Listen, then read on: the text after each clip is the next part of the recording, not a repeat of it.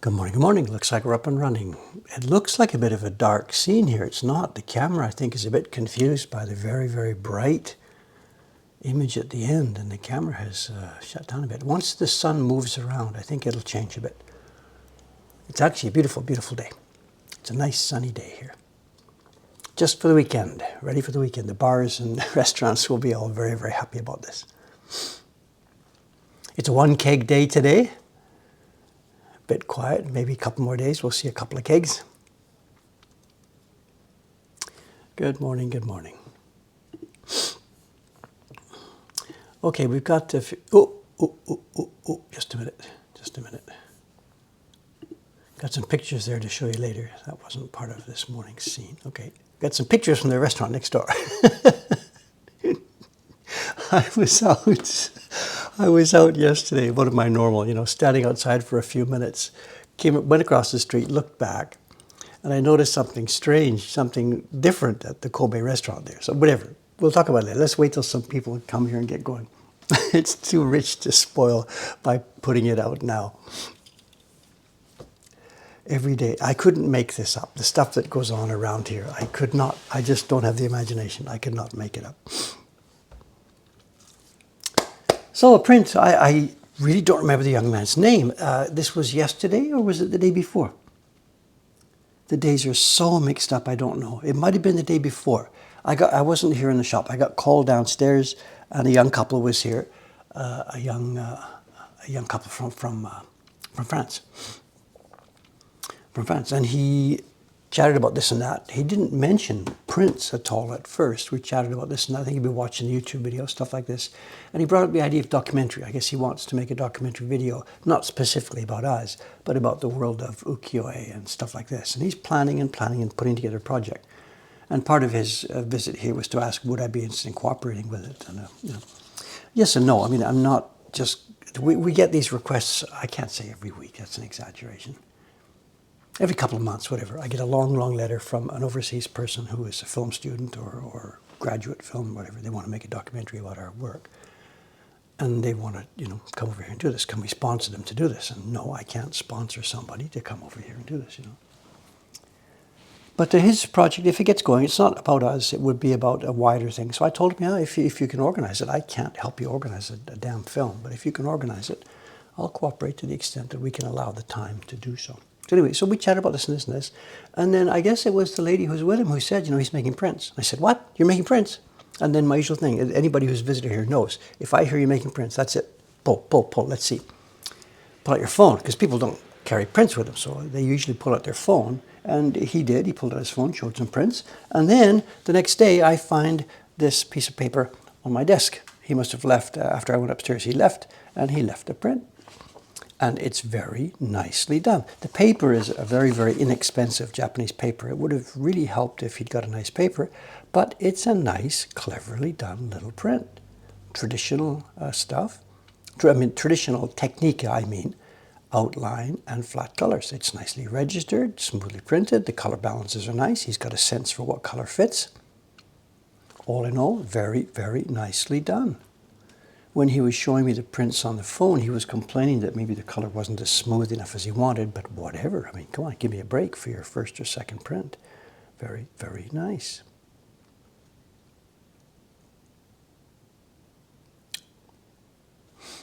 I guess the lady friend or partner, I don't know, did the design and he did the printing. And all I know is that his name was Joachim. I don't know his last name, so I don't know where we might be able to get a hold of him, but a young man from France called Joachim, making prints. Oh, someone says, you know about these prints. It's in the Discord. Okay, Jay, you know who this man is? Okay, fine. I'll pass it on to the... Okay, I'll pass it on. I didn't know, I'm sorry. Let's get to work. Nothing new to report here. The next few weeks of work on this stream are going to be tracing of this design. To bring up to date those who haven't seen it, we started this the other day. This will be the September print in the current Hokusai series. It'll be the 11th one in the set. It's an image of the death of an old character in the, I said Hindu yesterday, but I think somebody corrected me. They said it's a Buddhist god from back in the day, and I don't know the story, what's happening here. He is being struck and killed by a bolt of lightning. I think somebody the other day put the link to the British Museum website where this image is described.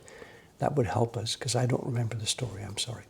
For me now, I just have to get tracing.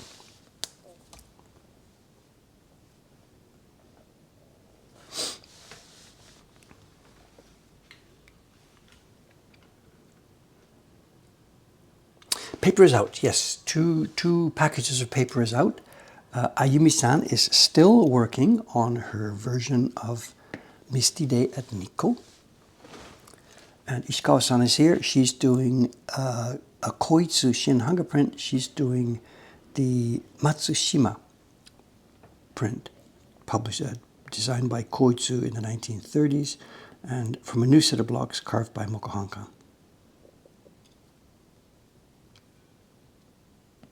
We had originally been using the Doi Hanga blocks for publishing that print, but those blocks gave up a while ago. They had been hammered and banged and adjusted too many times. So we left them and carved our own set. The print is public domain, so anybody can do that if they want.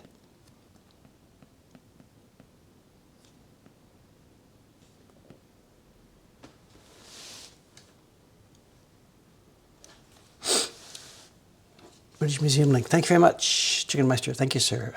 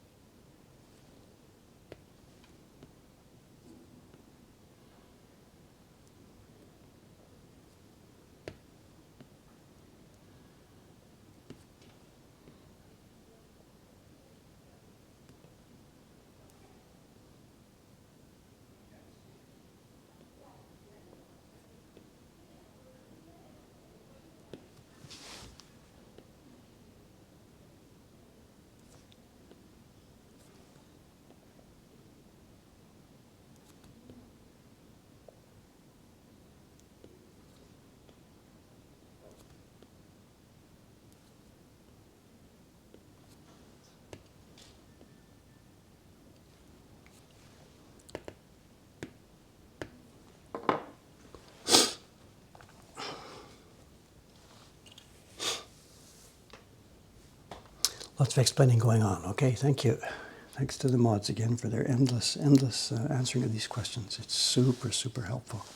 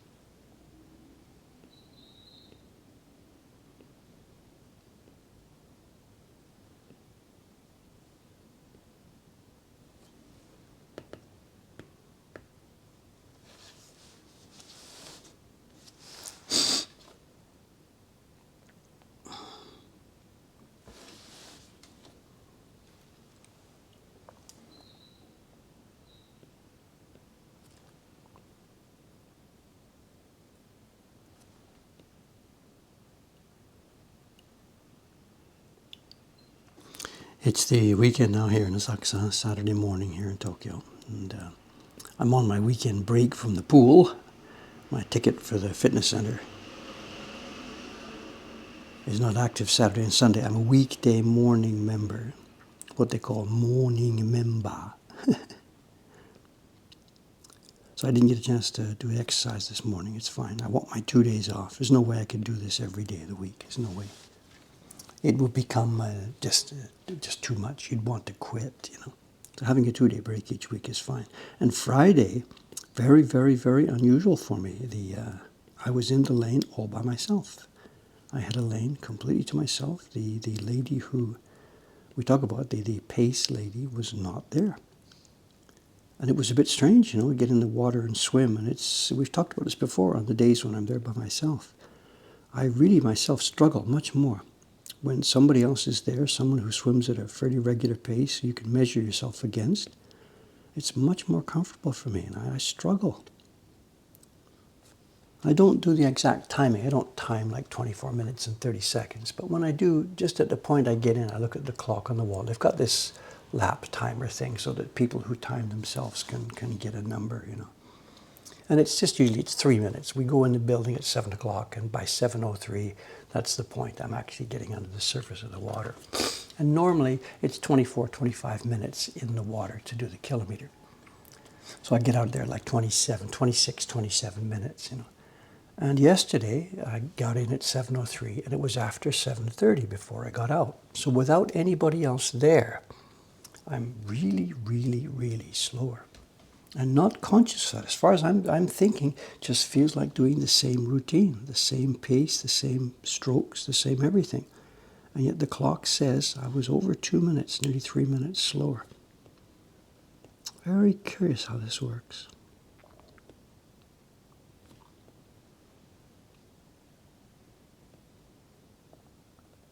Am I just inherently lazy? I don't know.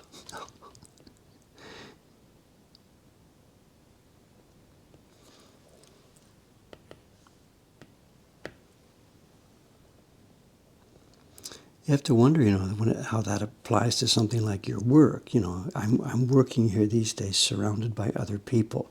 Dave, do this, Dave, do that, you know. Years ago, before we opened Mokuhankan, I worked completely by myself. I had my private workroom. Nobody bothered me. There would be literally days would go by where I didn't meet anybody. And you have to, you know, you've got your work schedule. I had to get a print published every month or so. So I'd get up in the morning and what am I going to do today? Blah, blah, blah. You have to control your own pace. And these days, I don't control any of my own pace. The work here, I start in the morning and stuff comes at me all day long, you know. Okay, what do you think, gang? Do we leave this as 2 strokes or do we put it together as 1 stroke? For some reason, let's take away my... For some reason, Hokusai drawing this, he's made some quite bold black strokes and other strokes are lighter and grayer. What about this one? What's your consensus? Would this print be more attractive if I joined those? Why would he have specifically broken it up? Other than they're just going, instead of, ooh. This is not a very strong stroke. The outside strokes on this fabric are clearly strong strokes. And then there's the back. This one, wiggle, wiggle, wiggle.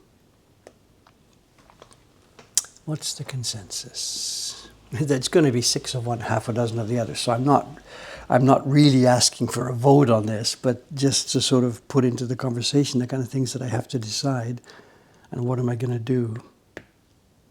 Dave's character always is to clean it up, and I end up cleaning up too much because that's my character, you know.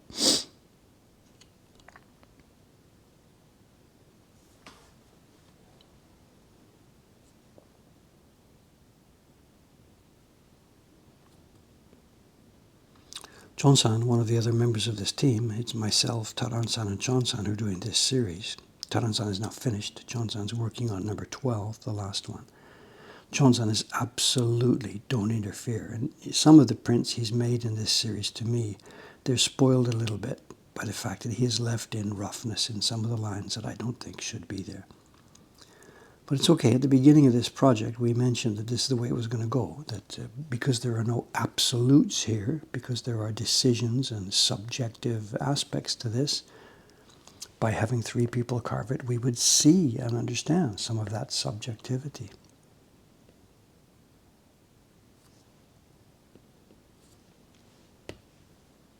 So there's no right or wrong here. There's just,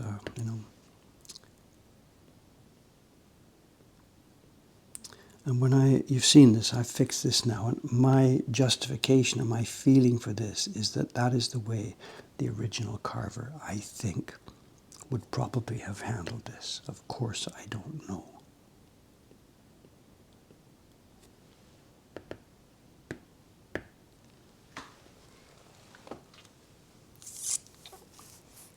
I'm not going to count the votes, but whatever. Somebody says it's to show the impact of the blow. The rougher we get, Don't know.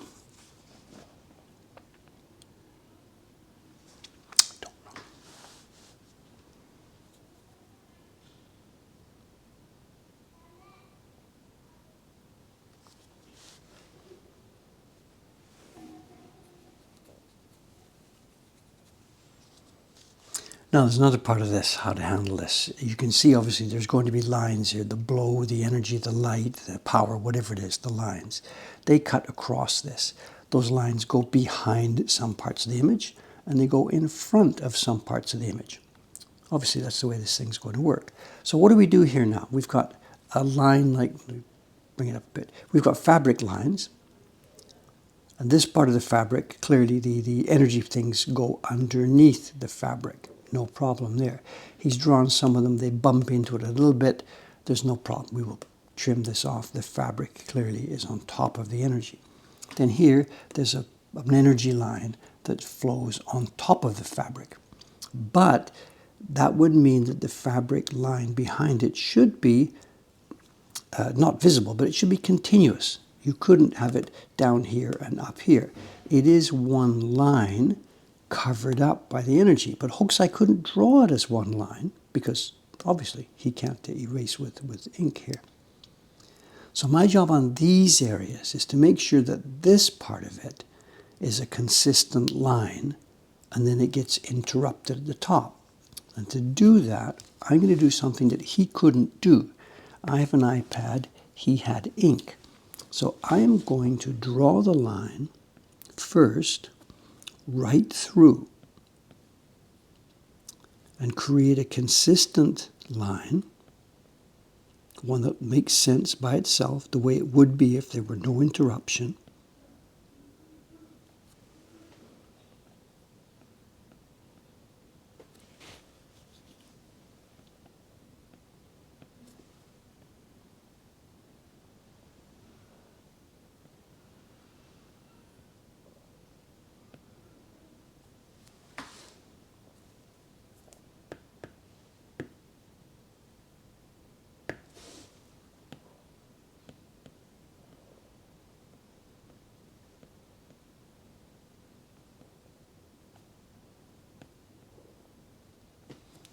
And then, of course, once it's done, grab our eraser,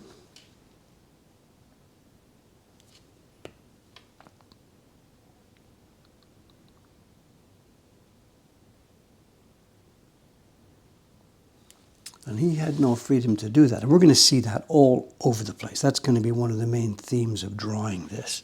Draw the lines first, and then erase.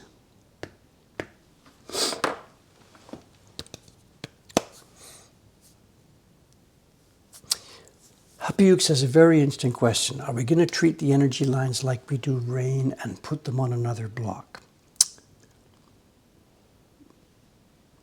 I hadn't considered that, and I don't think I will. I think we'll put them on the same block. I'm not going to trace them on the pad here. We did talk about this the other day. I'm not going to do them on the pad. I'm going to do those lines back on a computer where I have control of actually making straight lines. Here on the iPad, it's really difficult for me to draw straight lines. Back on the computer, I can pin both ends and draw a line in between them. I don't think it means to go on a separate block. the registration issue would be astonishingly precise. I don't know, I don't think so. Some of them are darker, some are lighter, that's all up to the thickness. No, I think I'm going to chop this and print it just as you see it.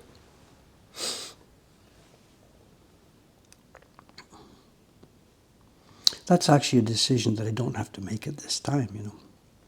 We could, after tracing it like this, I could paste it on 2 pieces of wood and carve the relevant lines on 2 different separate blocks. You know, honestly, I never thought about doing that. Energy lines on a different block. I don't think so, I don't think so.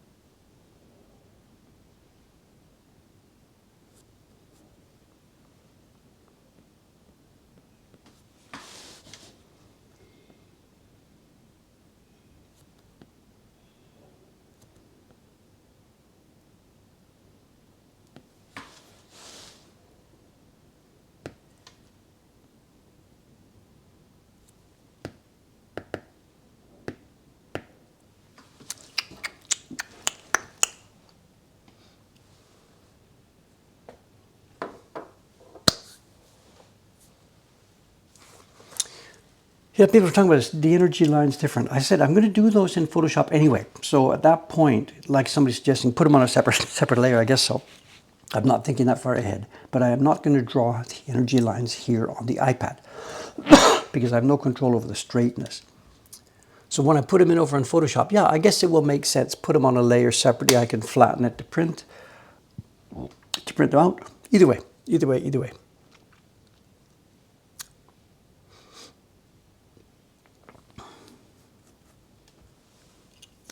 But the idea of printing it, physically making a woodblock print with a different layer, I really hadn't thought about that. I'm going to ponder it now for a while in the background. My instant reaction is probably not, but I am now going to put that into the mix for consideration. So thanks to whoever mentioned it. I don't think it's going to happen, but it will be just whatever. What can I say? I'll think about it. In Japan, you know, when somebody says, "Hai, so desu ne, just kankaete mimasu," it means you don't have a hope in hell of whatever, asking for getting what you wanted when the person says, "I will deeply think about this." But I guess in English it's the same thing. Yeah, okay, I'll think about it. I don't know. I don't know. What's the nuance in English when somebody says they'll think about it? I guess it's all in the verbal nuance. I will think deeply about that. Thank you for the suggestion, or I'll think about it. I don't know.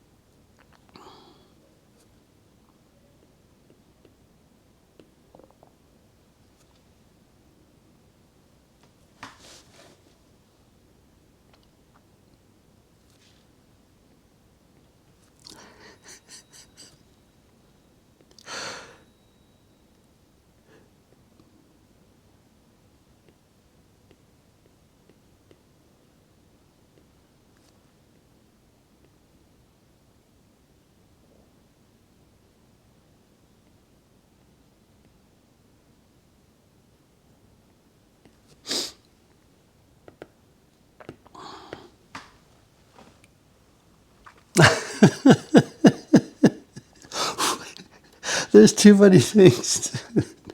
I got a list of like 99 different conversation topics. I can't think about everything. I'm supposed to be working here. This is actually supposed to be a work stream, you know?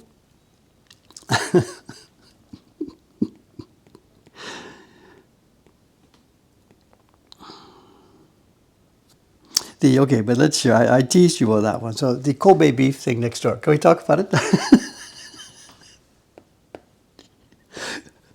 This is so rich. Okay, settle down, Dave.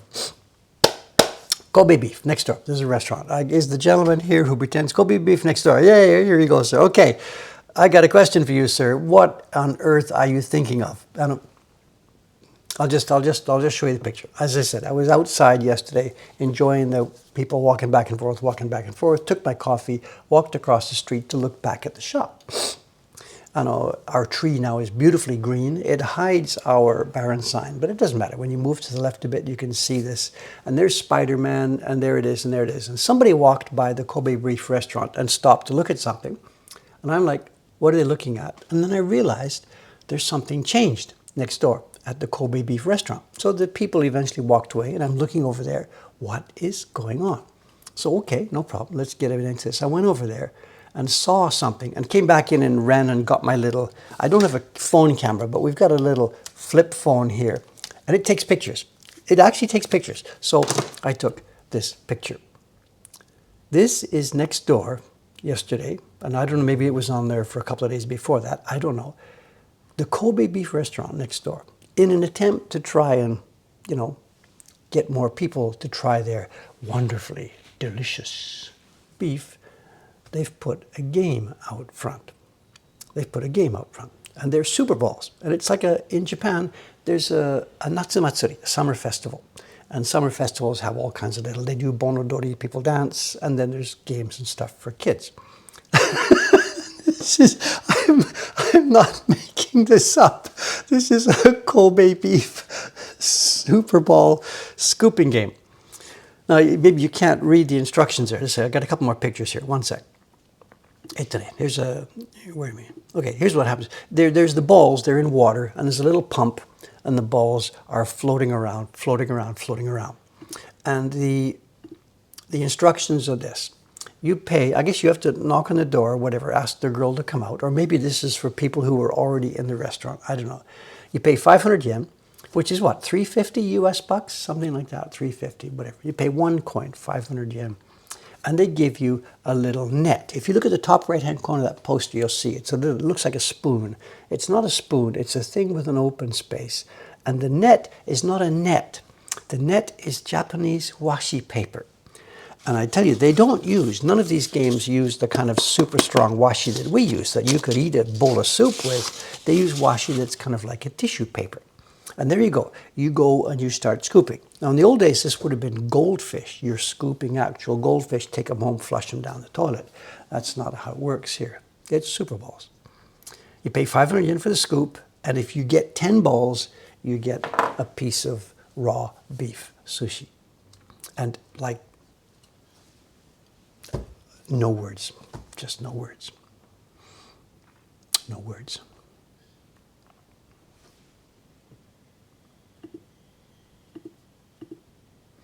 There's the prices too, over there at the left. It's a bit blurred, I'm sorry, my phone is not great. The top categories is 1900.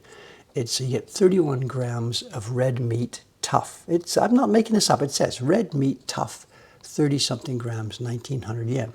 That's about 13 bucks. Then the next one, you get red meat tender, but you've got to pay double the price for it.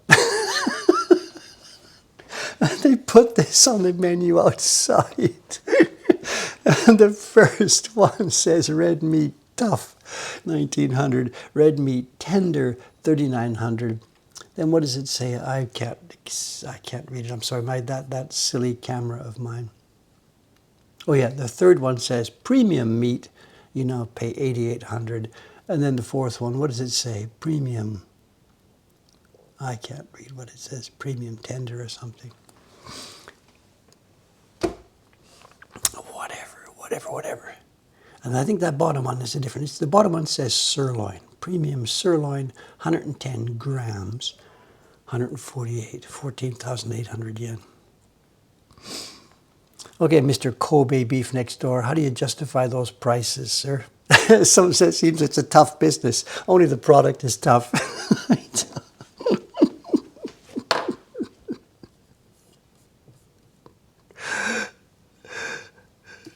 This chain, what did the count go? Within a couple of minutes of walk here, within literally 1.5, 2 minutes walk here, there is 8 or 9, or maybe there's now 10 franchises. This is a franchise place. They don't all have Super Bowls. Well, I'm sorry, maybe they all have Super Bowls starting yesterday. I don't know.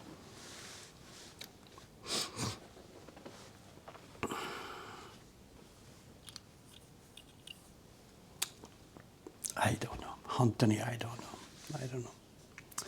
The tourist thing now. If you, John, you got to know about this. John Becker here. He's involved in a Japan tourist information website. He'll talk about it in a minute, I'm sure.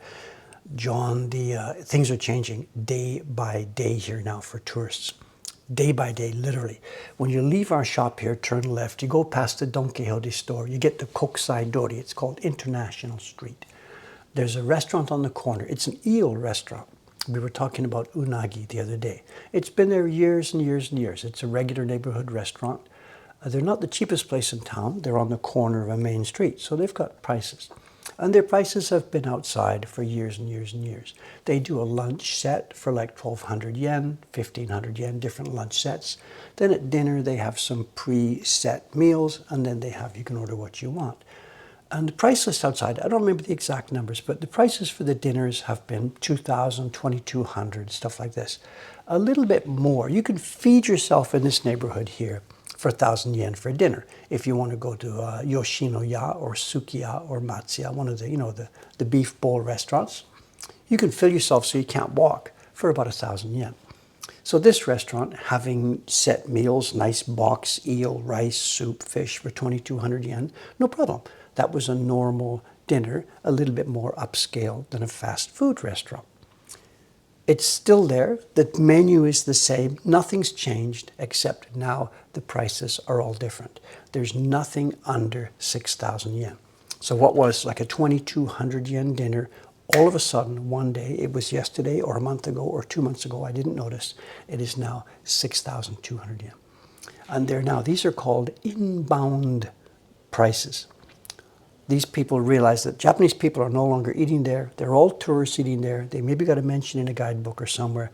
Boom, prices are up 3 times, 4 times. And this is happening everywhere, everywhere, everywhere.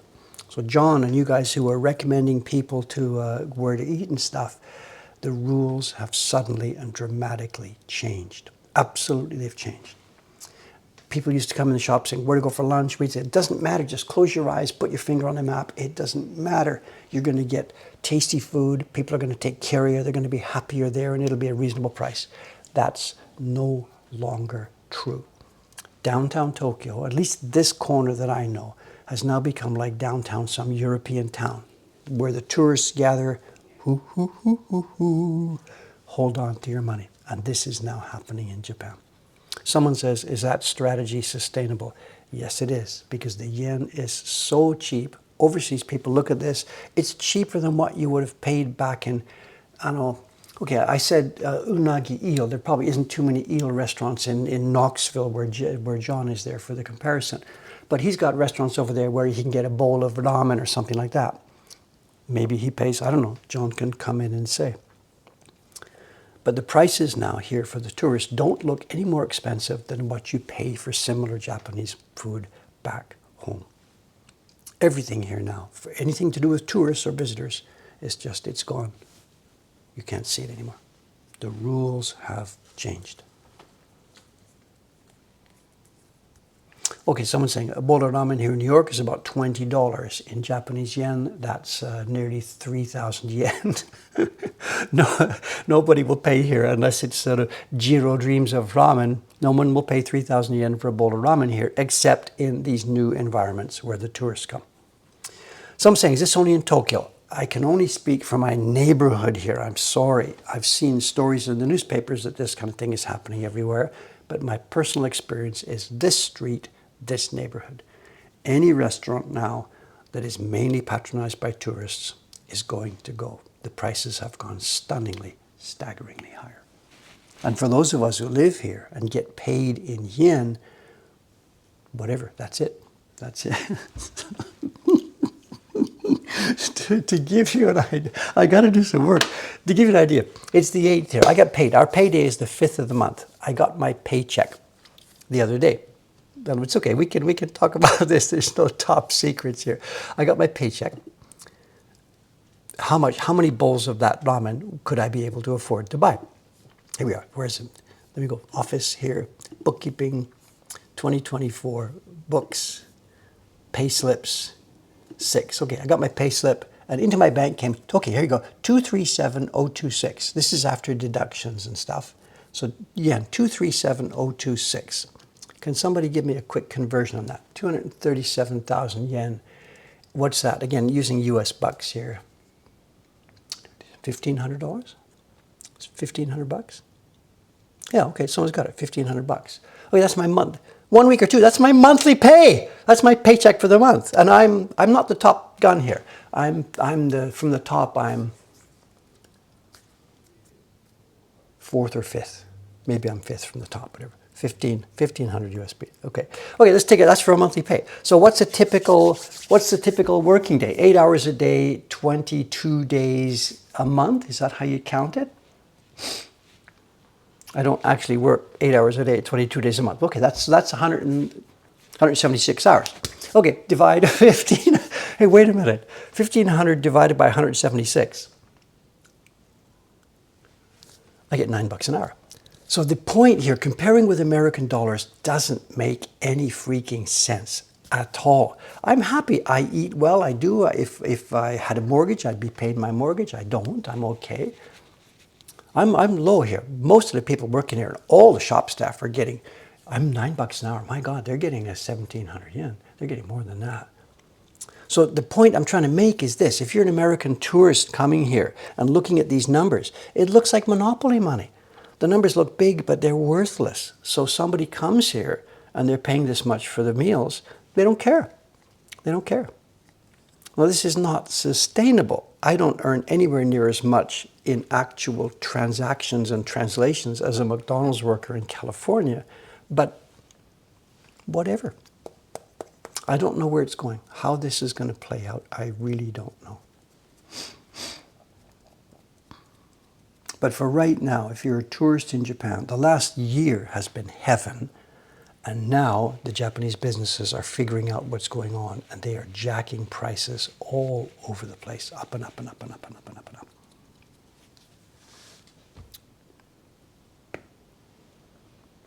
How this is going to play out, I don't know. The people who sort of know these things tell me that at the end of the day, the big problem behind all this is that Japanese banks are still paying no interest and charging no interest. You know, the interest rate thing here is, I think it's not negative anymore, of course, but it's still extremely low.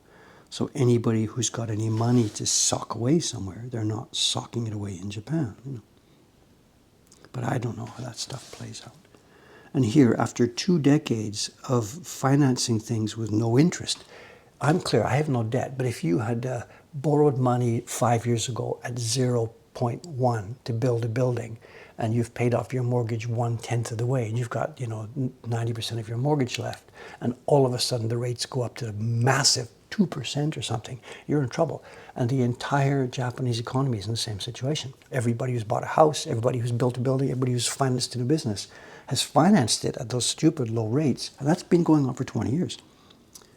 So I don't see how they can possibly get out of this. How can they start to raise interest rates now when most of the financing of every project and building in this country was done at such low rates? I guess it would bankrupt everybody and everything. I don't have any idea how they get out of this.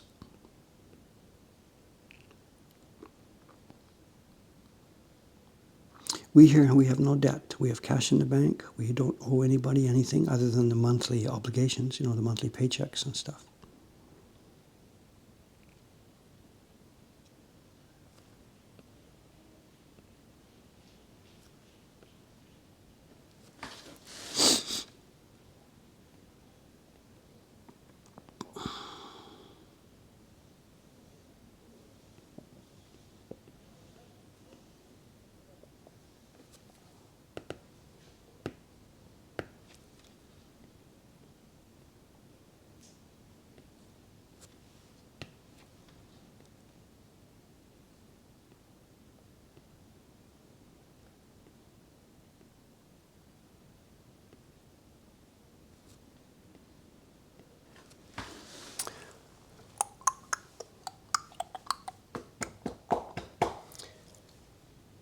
So I'm saying, are tourists allowed at local non-touristic restaurants? Of course, of course, of course. Just poke around. If you stay in big tourist districts, this is now, Japan has just simply become sort of the same as most other places. Japan used to be an outlier. There was no specific tourist traps here.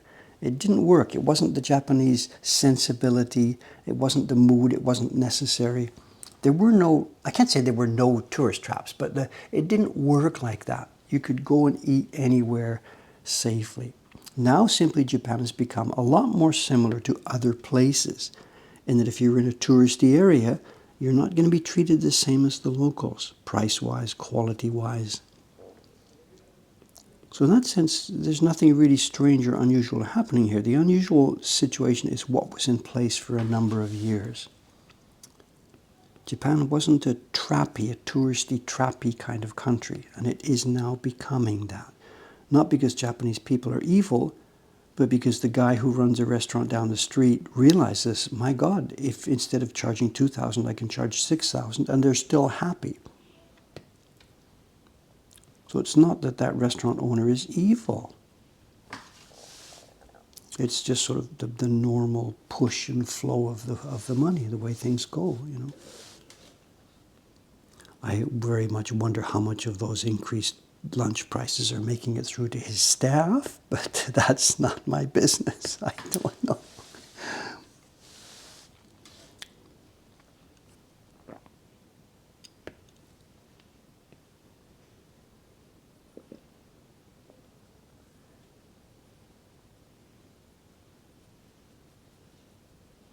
The place I ate in last night, I don't know, Yumitsu. I ate in a place, one of our customers recommended, you know, we had been joking about the Kobe beef place next door. And the visitor from, I forget where, America, I think, I can't remember. I said, you know, I can't get there, I can't go next door. I mean, even if I wanted to eat a nice, tasty some beef, you know, some meat, I could eat next door. He said, last night we ate at a place called Yumitsu. And it was really, really nice and the prices were fine. And I'm like, tell me more. And I went there last night, and this is, can I recommend it, or is it going to destroy the place? I don't know.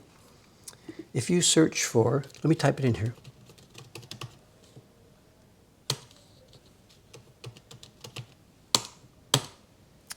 If you type that in with Asakusa, you'll find the place. It's over, you know where the Matsuya department building is, what used to be the Matsuya department building. This is just to the right-hand side of the Matsuya department building. And I guess they've been here for a zillion years, and now they have flipped over completely to being a tourist place. I was the only Western white guy. There were no Japanese that I could see, Chinese voices, Taiwan, all around me. Nobody else, no other Europeans. Full, and it was beautiful, clean, organized, very nice. I paid 1,900 yen, and I got a little lacquered box rice, you know, the kind of thing that next door here is selling. What do you call it? Beef on the rice. It was 1,900 yen. It was filling, more than I could eat, actually. I sort of staggered away a little bit, and very, very, very nice. They had an option for the same meal, but you could ask for A5. And I don't really understand how this works. There's meat gradings and stuff. Normal meat on the rice was 1,900 yen, and the A5 upgrade was basically double the price. It was something like 3,900 yen. And it wasn't tough at all. It was beautifully done, and I enjoyed my dinner there. So if you're looking for a place here in Asakusa that hasn't yet hit this stunning price, it didn't promote itself as Wagyu. It didn't say Kobe beef. For all I know, it came from an outhouse out back of Australia. I don't know, and I don't care.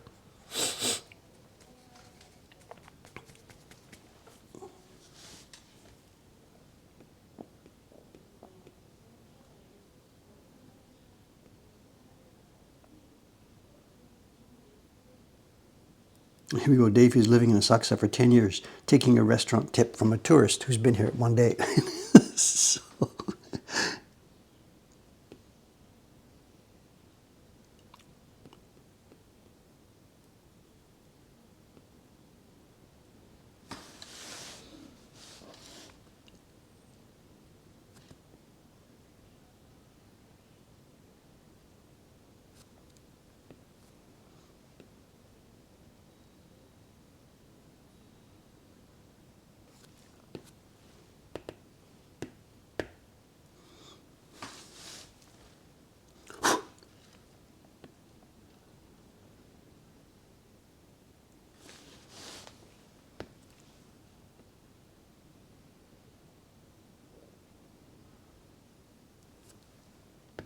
I just think it was on a street there that I never walked down, which is why I had never seen that place before. You know, you've got your certain routes.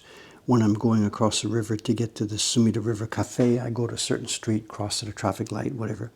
So even though I've been in this district for 10 years, there are like certain streets and stuff I never actually walk down, because when I'm going from A to B, I sort of have a routine to go from A to B.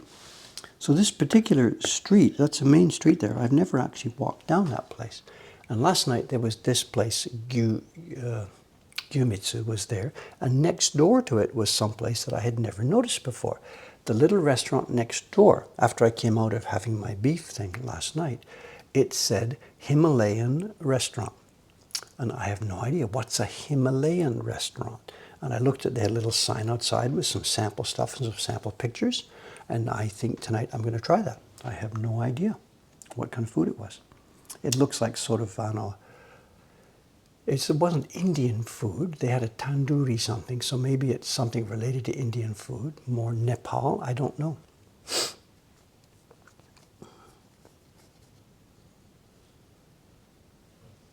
Prices as high as Everest.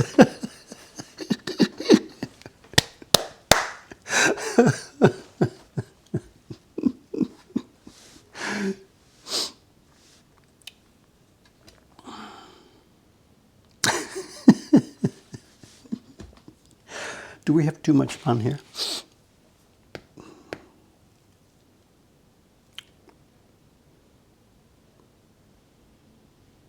How's our time? It's 8:48. We're just about halfway through. We have a show and tell today, and this is good news, bad news. We have a really, really nice, beautiful prints to show.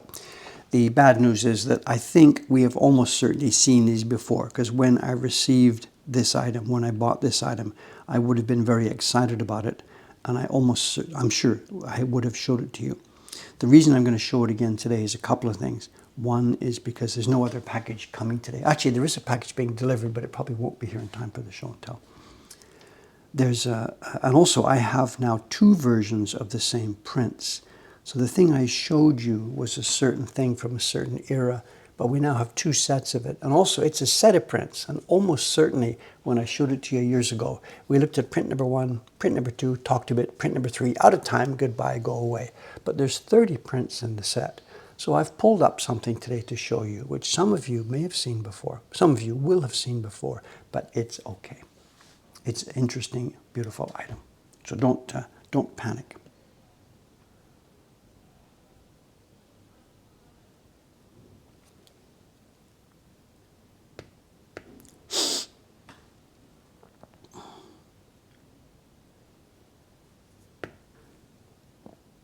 Beautiful prints. Oh my God, beautiful prints. Wow, I'm jealous.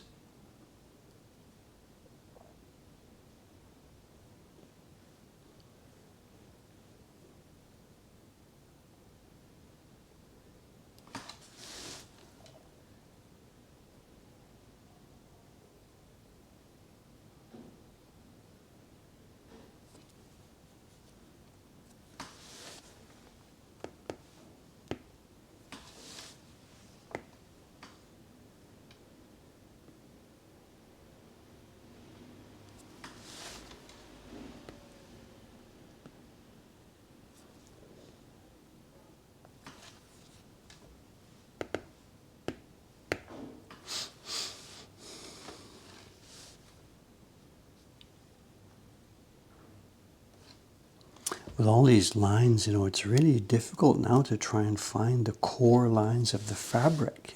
Hokusai too. Like, look at this one. What's he done here? We can see clearly there's a fabric line there. But what's happening here? There's a little dribbly gray line here. And there's a strong line here. There's a fabric line here. What are we looking at? This is the... You can see the surface, the one they've done in a gray tone. So that fabric twists and comes around here and folds back. And this is the other side of the fabric. It's flipped over. But what happens to this strong line? Should it continue there? Is it twisted here? And what's that little guru line? I could split the difference. I can bring that fabric line in a smooth curve up here, Ignore that, I think. That's the back side, this is the front side. So I think that's what we'll do. It makes no sense to try and replicate what we're seeing here. It's just a struggle. This line is consistent, comes round, the fabric flips over. There's a flap of fabric here. So I think I'll bring this up.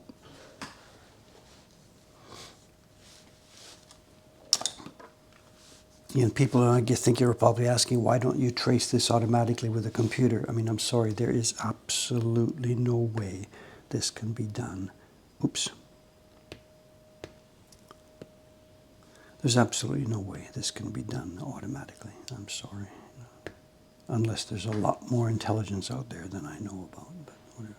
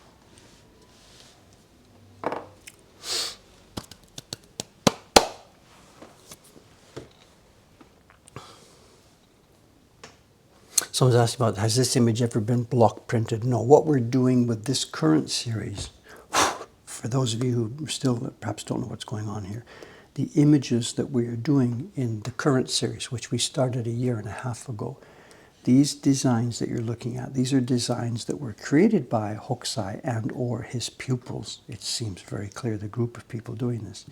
They're designs that are preserved inside the British Museum. There's another set of similar designs in the Boston Museum of Fine Arts and another matching group in the National Library of France. And these are designs that were clearly intended to be made into woodblock prints, but which, for one reason or another, unknown to us these days, did not. So the designs were preserved. Normally, as part of the process of making a woodblock print, information like this is lost because the designs quite frequently get pasted onto wood and are gone. So what we're doing here now with the knowledge and collaboration and cooperation of the British Museum is we are taking a group of those old designs and making prints of them. So it's very, very unusual chance for the carver, for Dave here, to work on an original Hokusai. When we make reproductions of Hokusai prints, I made my Great Wave years ago. The thing I worked from was not Hokusai's sketch. Of course, that's long, long gone. It doesn't exist anymore. I had to work from woodblock prints created by other carvers in the old days. So it's a very different project. When I traced my Great Wave, I wasn't making decisions. I wasn't tracing Hokusai's lines. I was tracing what some previous carver had traced, long dead carver. And this kind of work now, for the first time, I'm able to work with the Hokusai original rather than a previous carver's version of it. Very, very different job.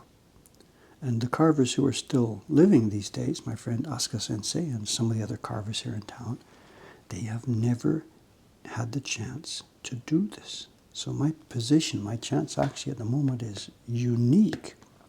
The kind of work I'm doing here hasn't been done literally for centuries. Well, not centuries, but yeah, whatever, well over 100 years, nobody has ever had a chance to do this.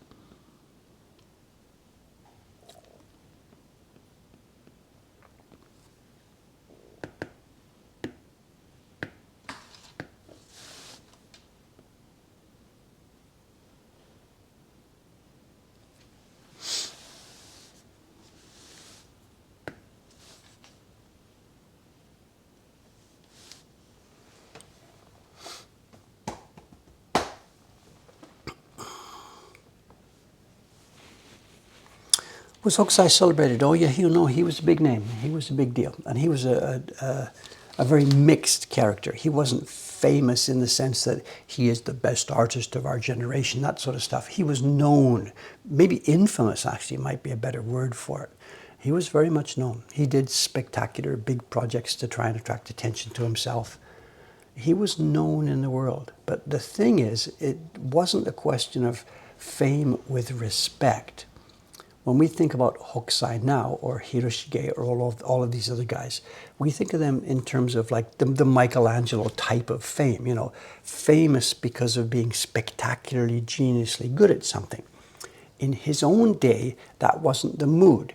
He was a known guy, but not in terms of being like, oh my God, we have a world-class artist living among us, all that sort of thing. No, he was just a dude that did spectacular PR projects and was known for doing a lot of work. Maybe he was famous the same as Christo. I can't make an analogy. I don't know much about that. I don't know.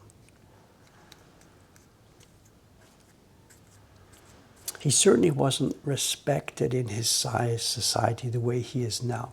There's no global respect for these people, the Hokusai, Hiroshige, Utamaro type of people. There's global respect for them, but that didn't exist in their own day at all.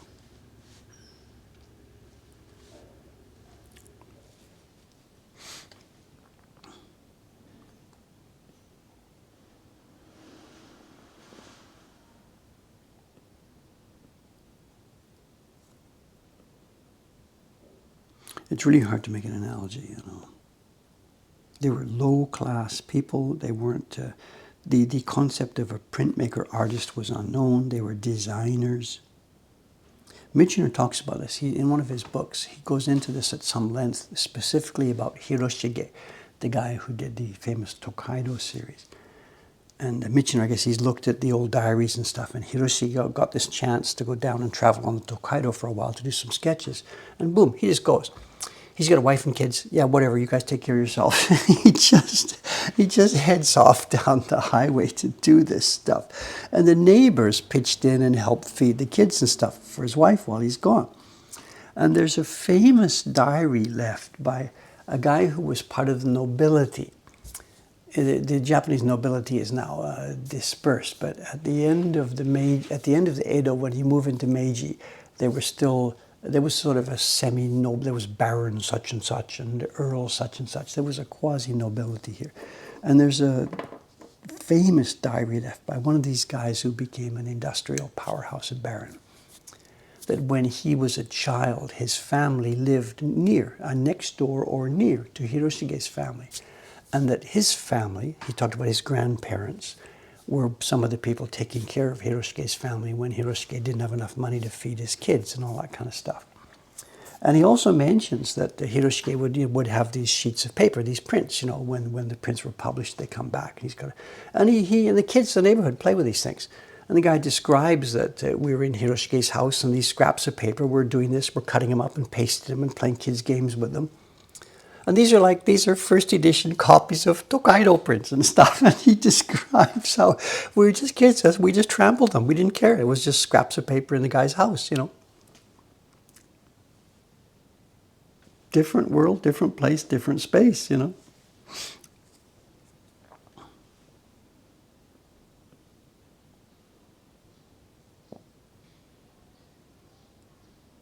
The easiest, simplest analogy is think about magazine stories, you know.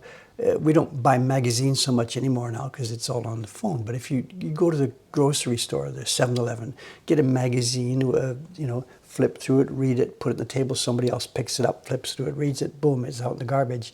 That's the level that those prints were treated back in the old days. They were just disposable nothing.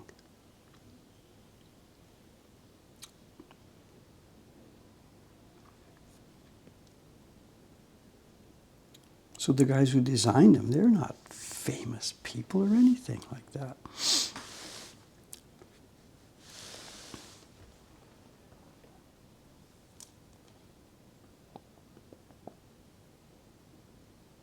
Any of those people who were designers back then, you know, the Hokusai, Hiroshiges, whatever, if you could have told them that 2024, your name will ring loud and clear across the world as one of the greatest artists of all time,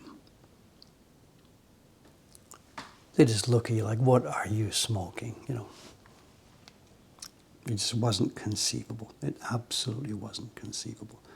Not even just the idea that they would be famous overseas, because that, of course, was a world they knew next to nothing about. But even the idea that they would be noted within their own country. Sorry, not going to happen. Just it wouldn't scan to them. I've struggled to think of an analogy in the West of something like this. I mean, we talk about Van Gogh, who was unknown in his own day, but he's now famous. But that's different because Van Gogh was in the milieu. He was trying to be an artist. Other artists were famous. He didn't quite make it, but the structure for it was there. He knew what he was trying to be and didn't make it. This is different. This is different. People like Hiroshige and Hokusai, that wasn't the milieu that they were. There's a big thing here where people get famous and get lots of money and maybe one day I'll strike it rich and stuff. That wasn't the milieu they worked in. And the idea that they could become famed for their work was just, again, they would not be able to parse this.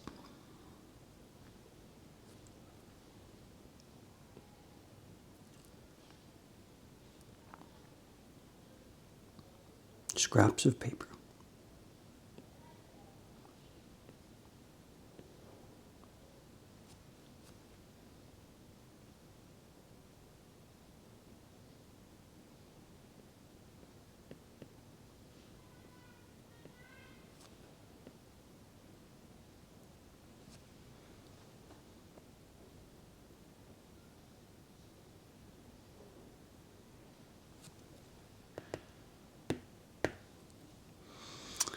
This is difficult, which lines are important, which are not, how much to clean.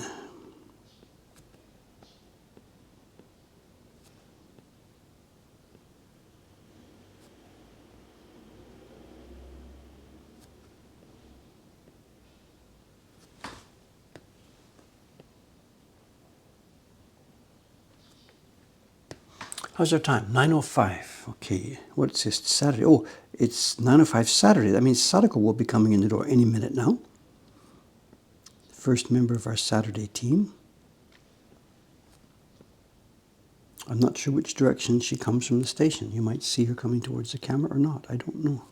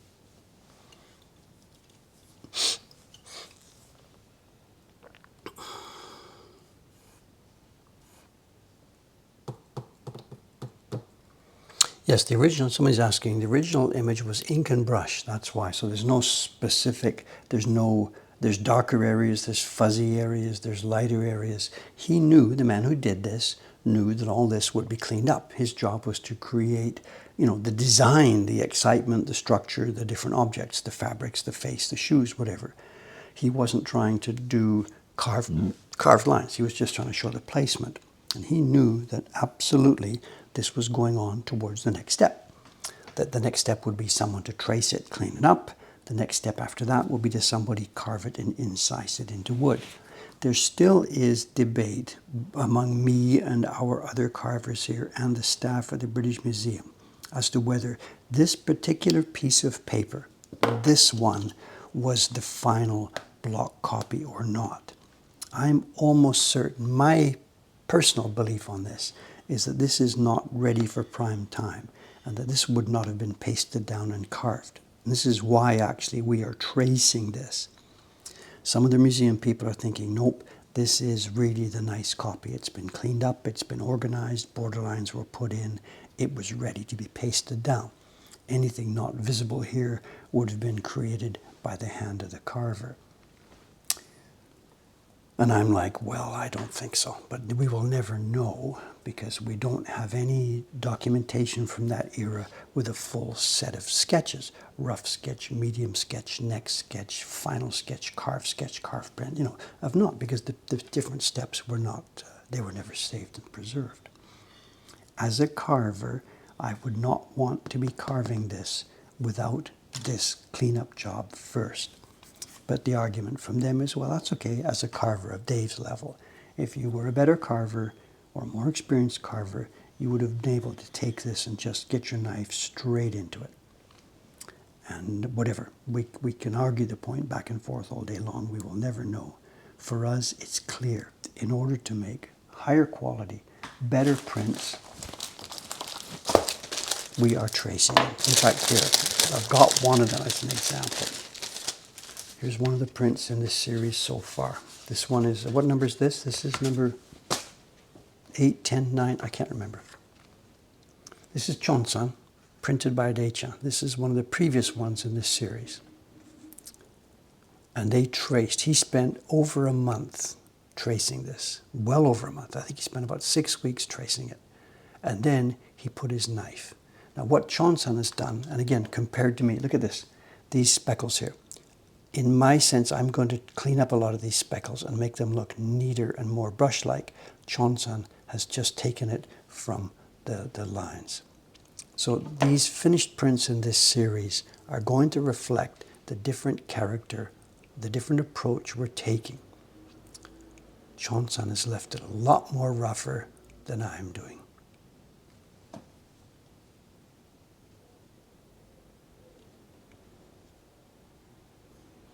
And I think at this scale, that doesn't make much sense. But it's okay. He had his mandate to do this, and he's done it. The print is a staggering work achievement. There hasn't been work done like this for over 100 years. People don't know about this yet, but the level of work we're putting out at this workshop, nobody's replicated this for around 100 years. I mean, the scale. Where's my finger? That's a finger. That's my finger. I'm not making this up. Chonsan carved this. He traced it first, then carved it.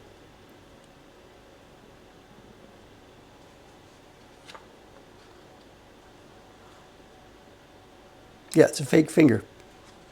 Come on, give me a break.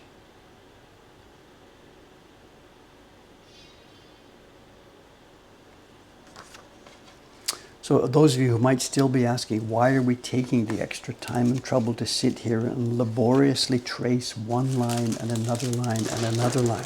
Why are we taking this trouble? Good morning, good morning. No t-shirt today? Nope. Oh yeah, Andre. Oh, okay. Summer weather. So why are we taking the time and trouble to sit here and trace and trace and trace and do this? Because of that result. That's why. Insane. You can't buy these right now. Someone's asking, how do you buy this? You can't. This series is sold out. It's shut down. later on, maybe next year, we'll do some more reprinting. If we can find some time for our printers, we'll print some more and open it up again. But at the moment, sorry, it's just for current subscribers.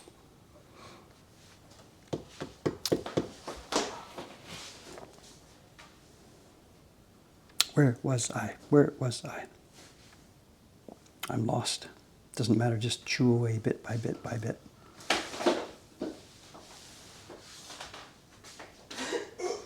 Is it getting hot out there? Very hot. Very hot. So it's going to be a summer day, is it, today? Strong sunshine. Okay. So what's the consensus on the rainy season? Are we going to have a rainy season this year, or are we going to skip straight to summer? Okinawa is already Hmm. rainy season. So you think it is coming here eventually? Yeah, quite soon. But it seems like we've jumped right to summer.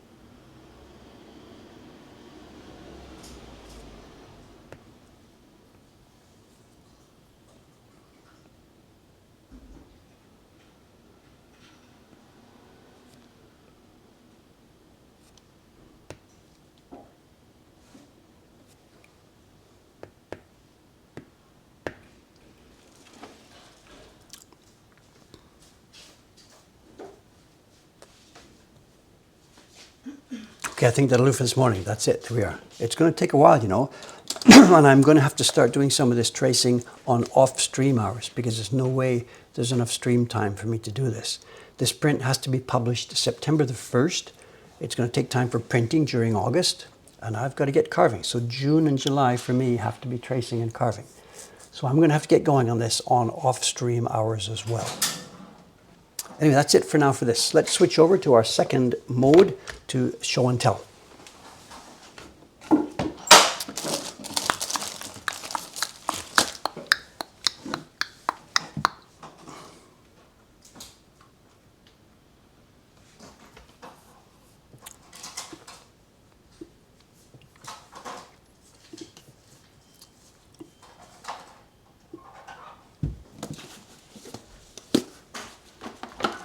Okay, as I mentioned, we probably did see this years ago on our stream here, but we wouldn't have had time to look at most of it carefully. Let's have a look at it now a bit more carefully. It's a little wooden box containing a set of prints.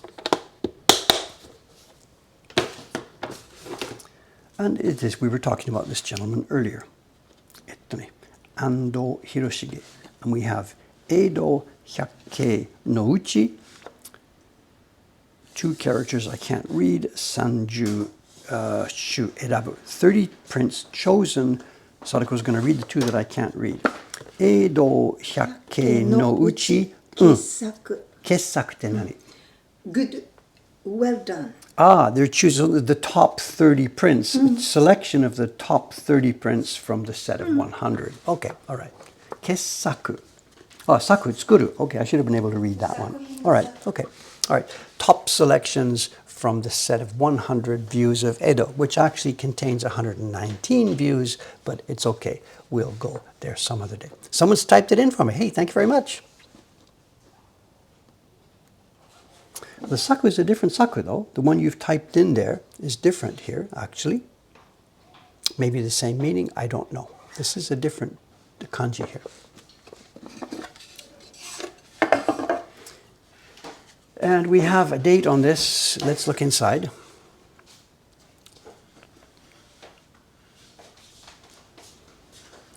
And this is interesting. It's a kinen. Hiroshige must have died 100 years. This set would have been produced, I believe, 100 years after his death. Now it says here, Ando Hiroshige 100 Sai Kinen Shuppan. I would have said 100 nen Botsugo Kinen. It's a series reproduced 100 years after he passed away. And this is Showa 32. Showa 32. I'm alive. This is Showa 32. Someone's going to get it. 1957. David here is 6 years old. I've never seen Japanese woodblock prints. And this is a series.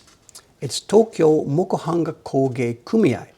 Now, actually, I'm theoretically a member of this. I don't go to the meetings these days, but after I came to Japan and met a few craftsmen, they invited me to join their group, and I have the Hyosatsu and Kanban. I'm actually a member of this, but not paid up in good standing.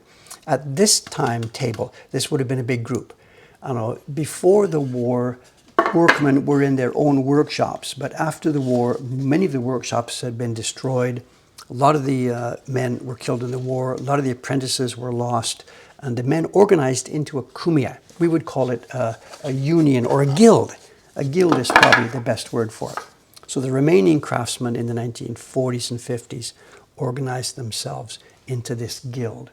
And that's the member. And they, at that time, I've heard about this set before, they didn't do the carving on this set. They found a set of blocks that had been produced in the late Meiji or Taisho era. And the printers of the kumiai in the 1950s, 1957, produced a new edition of this. And the prints are in 4 groups. They're in the spring group, summer, autumn, and winter. And if they're in order here, we'll probably see them. The first one's a spring meaning beginning of the year, which would be the new year. There's still snow on the ground, but it's counted as being in the spring group. Nihonbashi, Yuki no Fuke. Yukibare. Yukibare. So bright sunshine on the snow. And these are made so nicely. So nicely. The carving would be, compared to now, just over 100 years ago, they would have been carved. Beautifully, delicately carved. And the printing was done by a group of men who were still trying to show that they knew what they were doing. And for scale again, I'm going to put my finger in here. Here's the scale we're talking about. There's Edo Castle in the background. This is a view of Edo. People, Nihonbashi. Here's the scale again. Look at my finger. This is insane. It's a miniature reproduction. The original print would have been about the size as I sit here like this. It's about A3 size would have been the original. And these guys probably took a photograph of one, shrunk it down photographically, popped it on wood, and carved a set of blocks for it. Must be some kind of event going on the river. No, or this is just normal commerce. Rowboats full of goods. I don't know. In those days, the Nihonbashi area was a major fish market. So maybe that's what we're seeing. If this is Nihonbashi, the area below it. Do we get fish here if we zoom in? Yes, it's fish market. Look at this, obviously, carrying fish around. It's no longer there. It moved, many years after that, it moved out to Tsukiji. And then in more recent years, it's moved. It's gone out now to Toyosu. It's getting farther and farther away from town. But the print set, my God, the print set is absolutely beautiful. They didn't do all 100. They just took 30 of them. But they did it so beautifully.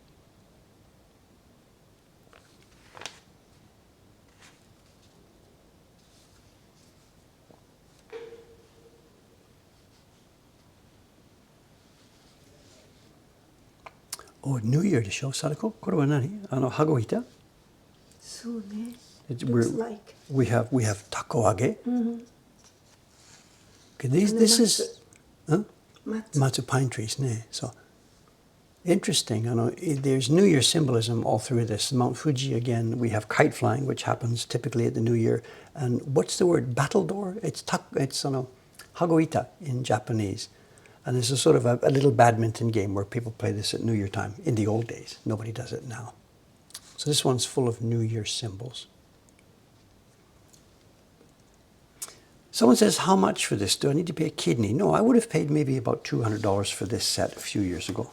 And in fact, at the moment, Give me a couple of minutes and I'll show you. There's a set of this. This very set is on sale on Yahoo Auction at the moment. Somebody wants, somebody has a set for sale. どうぞ1300 Hmm? 円。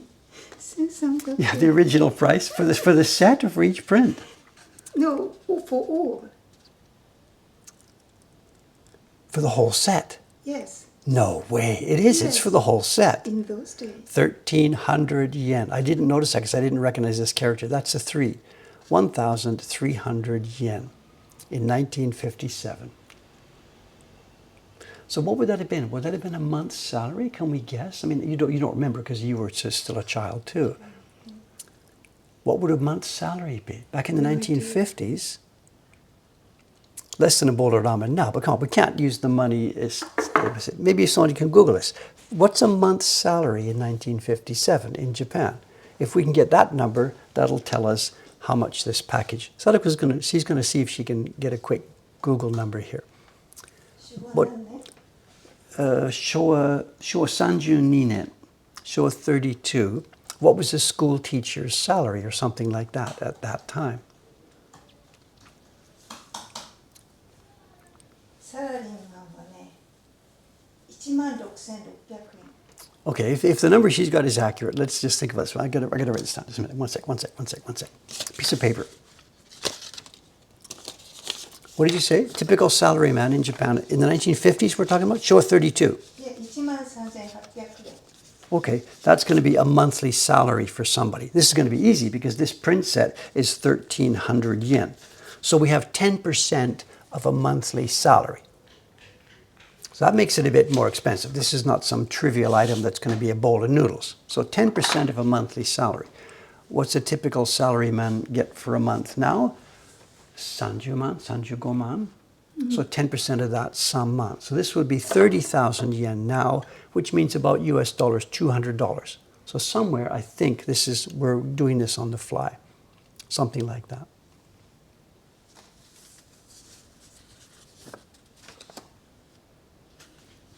Some of these are less interesting than others. You know, I'm not quite sure. I think they had to get a balance set for the seasons. So this wasn't all the top ones. Is it not? Kandamyojin? So Kandamyojin でしょ? So. あけぼののけ。 So, oh, this is a famous one.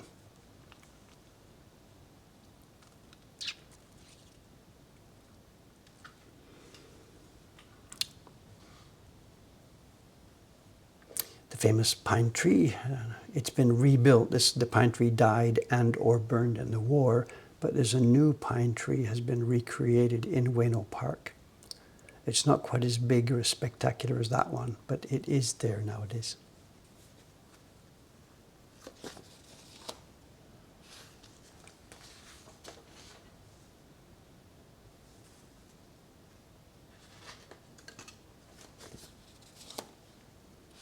As John's mentioned, the new one is all tied up, of course. It's to force it into that specific shape, you know.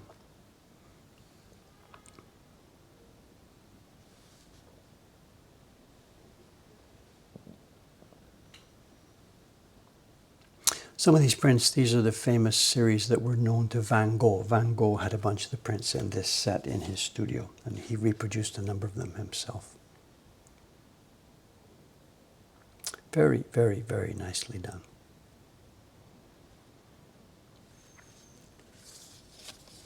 Just so much quiet pleasure, you know, to think that the men could do this, carve this and print this, and it just comes up so nicely at the end of the day.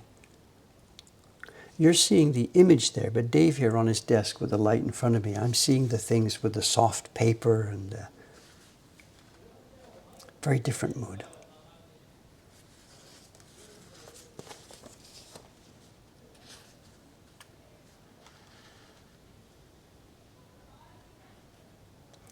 In the old days, the mountain must have been just part of daily life for these guys, you know.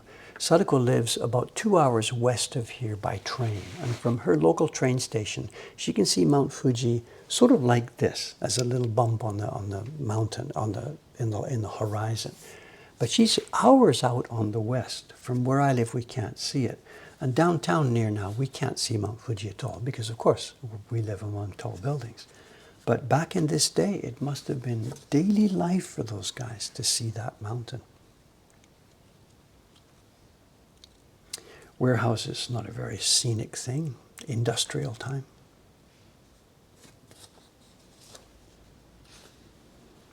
Famous one. Mount Fuji, again, it's everywhere. John Becker, you can see Mount Fuji from his window at the Richmond Hotel. Yeah, up on the 99th floor, of course.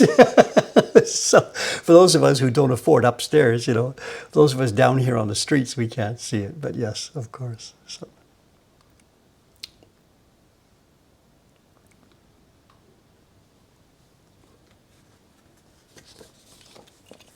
Okay, now, rather than sit here and go through all of them, I'm going to pause this for a second because what I'm going to show you is something else.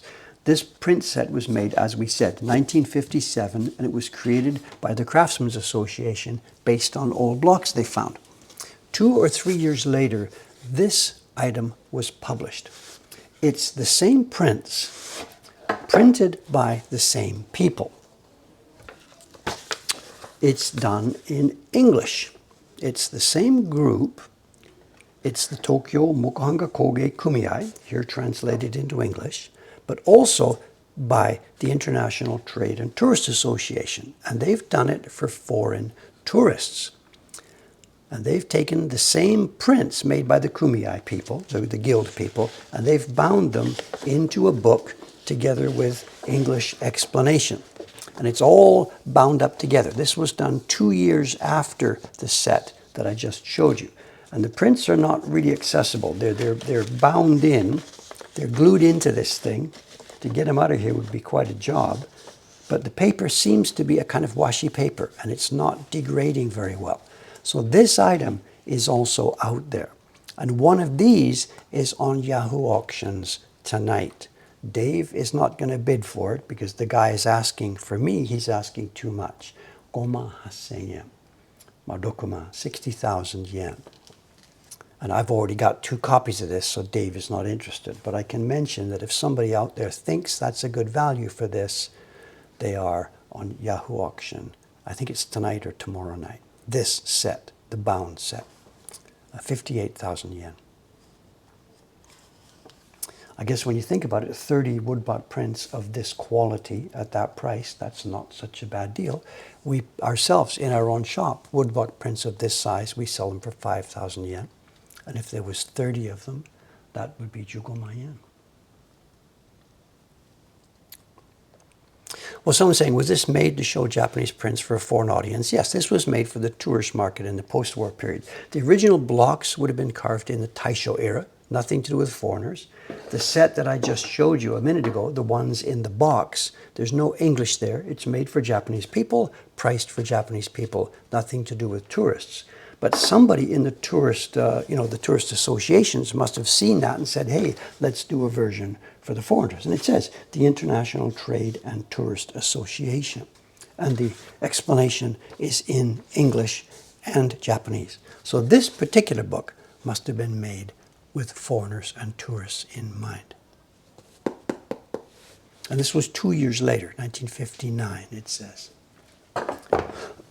Okay, there we have it. So stuff like this does come up. These prints are available now and then. I'm not selling mine. This is in our own collection. We don't sell this here at Mokuhankan. But if you do keep your eyes open, stuff like this does come available. And if you have access to Yahoo Auctions and get over there tonight or tomorrow, and you've got the money for it, you too can own a set of these prints. I'm not promoting it. It's not my set that's selling, but whatever, just to mention it. Okay, there we are. Now, before I forget, we're going to leave, and please remember, I will not be here on Monday. I'm taking one stream off. Normally we stream Saturdays, Mondays, Thursdays. Monday I'm going into the hospital to get a polyp removed. If all goes well, shouldn't be any big deal, I'll be back here on Thursday. So I get a vacation. I get a 2-day holiday from all of this. Let's pop up. Oh, there we are. There's our Kobe beef Super Bowl scooping game.